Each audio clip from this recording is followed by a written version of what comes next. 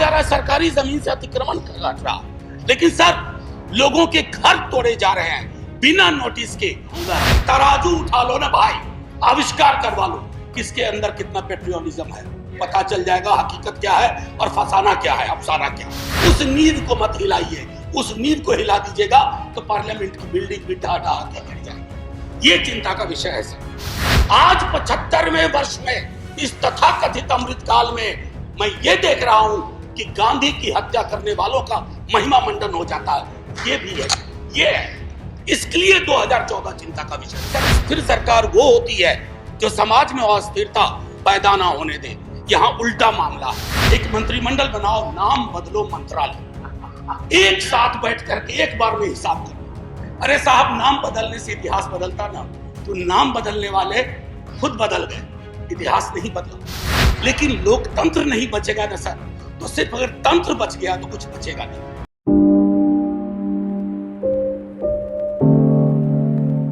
जमीन की हकीकत और अभिभाषण के तथ्य मेल नहीं खाते हैं सर, और ये चिंता का विषय है। मसलन मैं शुरुआत करूं एक छोटी सी चीज से। पैरा 2 कहता है स्थिर सरकार। अरे समाज अस्थिर है तो स्थिर सरकार का क्या करें? उस ऑर्केस्ट्रा में जाकर के हम भी गाना गाएं। समाज में अस्थिरता के लक्षण जहां चले जाइए, क्षेत्रीय आधार पर, धर्म के आधार पर, जातिगत विषमता के आधार पर इतनी अस्थिरता है और हम स्थिर सरकार का महिमा मंडन करें। सर, स्थिर सरकार वो होती है जो समाज में अस्थिरता पैदा ना होने दे। यहाँ उल्टा मामला है। ये चिंता का विषय है। इसकी अभिव्यक्ति माननीय राष्ट्रपति महोदया के अभिभाषण में नहीं होती है। सर, 370 का जिक्र आया। 370 के जिक्र को मैं, धन्यवाद सभापति महोदय, 370 के जिक्र को मैं थोड़ा चाहता हूं कि एक व्यापक कैनवास पे लें। आजकल ऑथेंटिकेशन की बहुत बात होती है सर। मैं पूरी की पूरी किताब लेके आया हूं, कश्मीर आफ्टर 370, अनुराधा भसीन जी ने लिखी है। कश्मीर टाइम्स की एडिटर रही है सर। लगातार खबरें आ रही हैं। आप कहते हैं कि नॉर्मैलिसी है सर। दिल्ली के दरबार से नॉर्मैलिसी बोलना और कश्मीर में जाकर के उस नॉर्मैलिसी को महसूस करना, इसमें बहुत बड़ा फर्क है सर। महीनों से वहां बुलडोजर चलाए जा रहे हैं।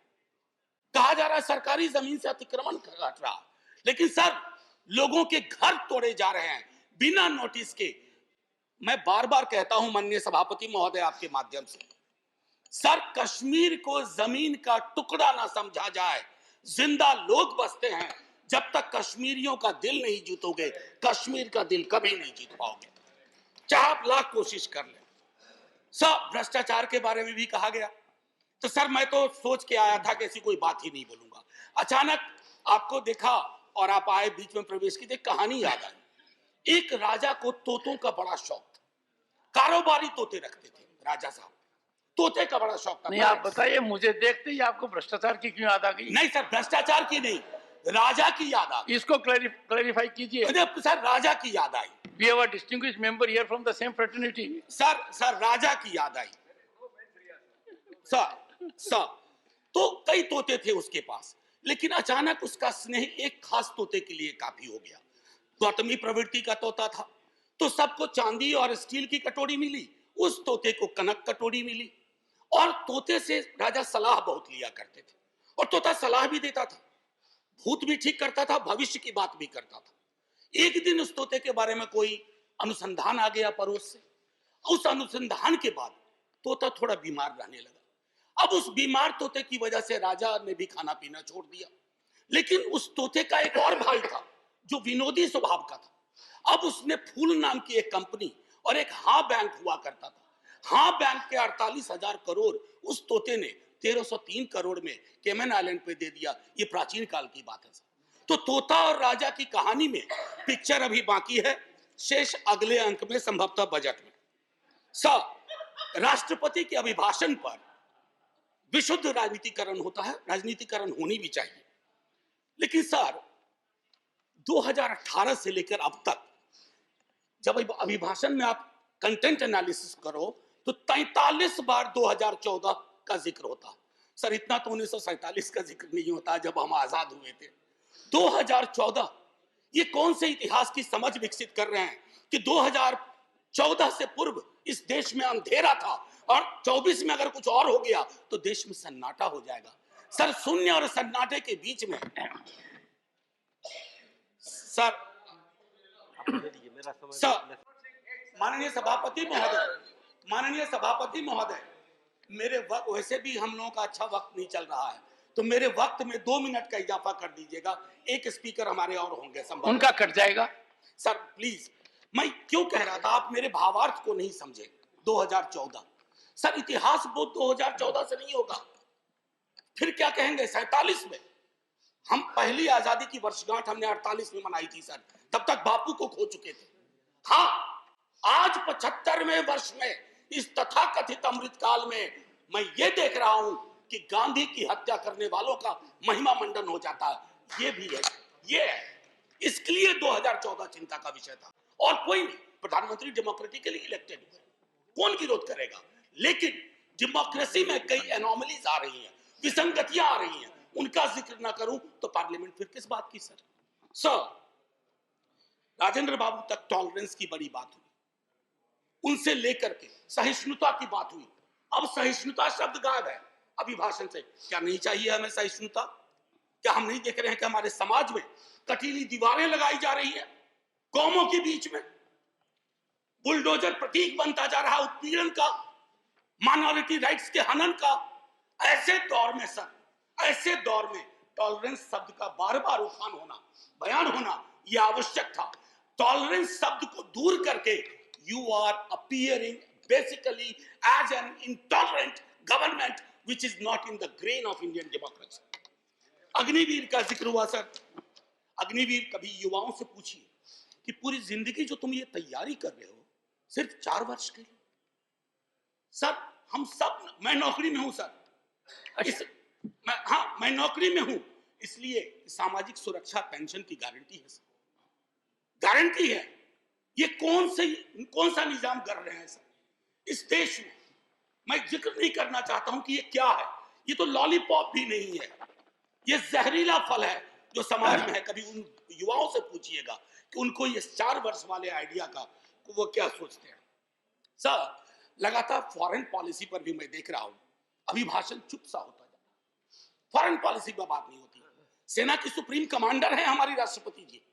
सेना के सुप्रीम कमांडर को क्या यह अंदेशा नहीं है कि चाइना के बॉर्डर पर हालात उचित नहीं है? मैं माननीय रक्षा मंत्री के बयानों को सुनता हूं तो चिंता होती है, लेकिन डिनायल है, डिनायल है सरकार की तरफ से। एक पड़ोसी के लिए तो लाल आंख निकाल देते हैं, दूसरे पड़ोसी के नाम पर आप चुप हो जाते हैं। Honorable member, security is a very sensitive subject, and you are a professor. We expect such a subject to be taken up very seriously, and let it not be usual discourse. Go ahead. Sir, I am a student of political science and history. In 1962, when India was at war with China, we had debated that in this parliament. So national security, definition of national security is not the core prerogative of the ruling party. We are equally concerned. और मैं तो कहूंगा कि तराजू उठा लो ना भाई, आविष्कार करवा लो किसके अंदर कितना पेट्रियोटिज्म है, पता चल जाएगा हकीकत क्या है और फसाना क्या है, अफसाना क्या है। ये मैं कहना चाहता था। लगातार बीते वर्षों में अगर मैं कहूं, फिलिस्तीन का जिक्र हुआ करता था। हमारे सारे प्रेसिडेंट वाजपेयी जी के टाइम तक फिलिस्तीन पे चुप हो गए।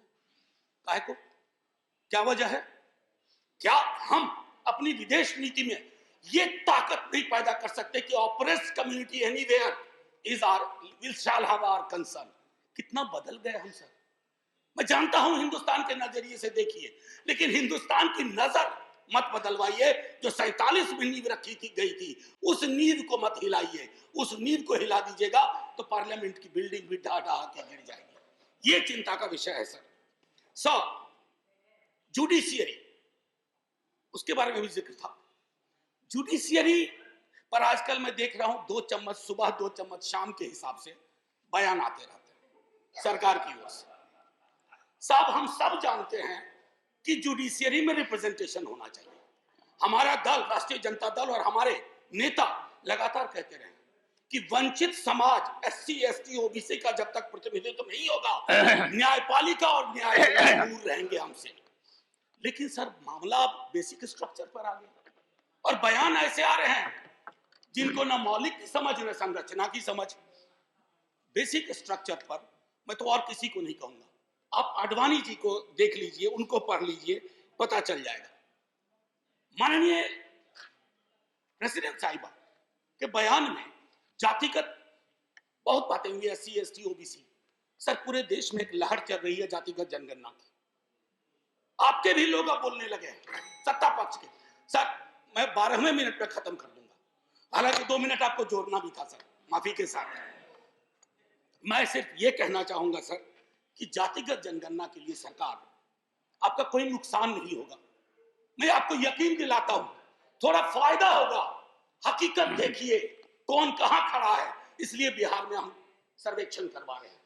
प्रेरणा लीजिए ताकि जिनका हक, जो वंचित रहे हैं, अब ब्लास्ट फ्रॉम द पास्ट अक्सर आता है, नाम बदलो नाम बदलो। डेली पार्लियामेंट के बाहर कोई पूछता है आज वो फलाना का नाम बदल रहा है। मैंने कहा यार पीस मिल में क्यों करते हो, खुदरा खुदरा कर रहे हो, थोक में करो, थोक में करो। अभी मंत्रिमंडल का विस्तार शायद होगा, एक मंत्रिमंडल बनाओ, नाम बदलो मंत्रालय, एक साथ बैठ करके एक बार में हिसाब कर दो। अरे साहब नाम बदलने से इतिहास बदलता ना, तो नाम बदलने वाले खुद बदल गए, इतिहास नहीं बदला। हड़प्पा की सभ्यता से लेकर जो कुछ आज तक हुआ इस मुल्क में वो हमारी धमनियों में है, किसी को कमतर मत दिखाइए। और रही बात मुगलों की, आपके अंदर तो एक बहुत बड़ा मुगल है, वो भी बिल्डिंग बनाने का शौकीन था, अभी बहुत शौकीन है। खैर एनीवे सर, मैं आखिरी टिप्पणी ये करूंगा